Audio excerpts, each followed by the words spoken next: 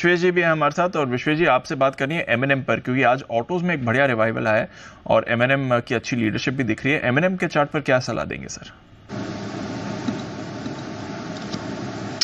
Good afternoon Deepanshu, good afternoon Anil ji. देखिए, जहां तक पहले तो मैं डिफेंस स्टॉक पे कहना चाहूँगा।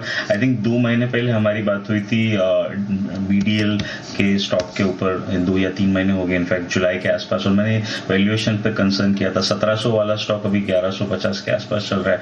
अब सेम टाइम पे एचएल पे भी बात हुई थी, और एचएल का ब्रेकडाउन जो है इन अ वेरी नियर टर्म मुझे लग रहा है कि और नीचे आ सकता है। सो व्हाट इज हैपनिंग, आज सुबह मैं शायद सोमैया जी थे कैपिटल वाले, उनको सुन रहा था, और ही वॉज एप्टली सेइंग, लेकिन उन्होंने बहुत स्ट्रॉन्गर शायद नहीं रखा, कि जो सेक्टरल रोटेशन है वो इतना ज्यादा शार्प है। और शायद आशु जी भी वही कहना चाहते हैं कि आप पैसा नहीं बना पाओगे अगर आप बहुत क्विक नहीं हो और आप सेक्टरल रोटेशन नहीं कर रहे हो। ऑन दी अदर हैंड, अभी जो अनिल जी ने कहा वो भी मैं एक चीज मानता हूं कि इवन दो आपकी डायरेक्शन सही होगी, लेकिन शायद पैसा बनना मुश्किल है। या तो आप बहुत क्विक स्कैल्प कर लो, या तो आप पोजिशनली किसी चीज को खड़ा रखो, तो पैसा बनेगा। और ये मैंने आई थिंक 2 या 3 महीने पहले ये चीज इटीरेट की थी कि इंटरेस्ट रेट कट साइकिल शुरू होगा, पहला कट, और उसके बाद जब दूसरा कट आता है तब मार्केट टॉप होता है। पहले कट से दूसरे कट में जब मार्केट ऊपर जाती है, मैंने जो थोड़ा बहुत डेटा देखा था उसके ऊपर मैं कह रहा हूं, उसके अंदर जो स्पीड ऑफ राइज है वो बहुत बड़ी होती है, लेकिन वो इंडेक्स तक लिमिटेड होती है।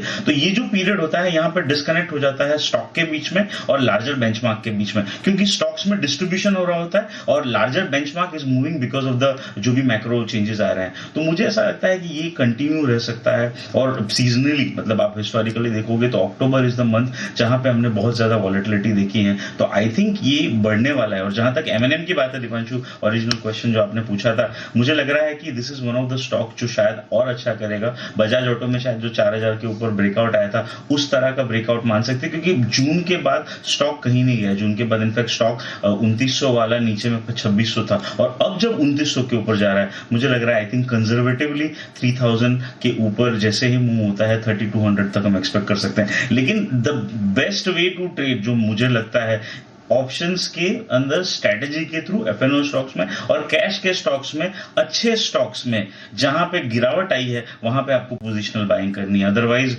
Deepanshu, this is gonna be a very very difficult market to trade. All right, थोड़ा स्टॉक सिलेक्शन पर ध्यान दीजिए ज़रूर इस मार्केट में, वहाँ पर आपको ध्यान रखना है। बट अच्छा एक्शन इस समय बन रहा है, और ऑफकोर्स मूव तो अच्छी आ रही है ऑटो स्टॉक्स में। रियल एस्टेट स्टॉक्स में भी अच्छा एक्शन है। आइए सुदीप शाह साहब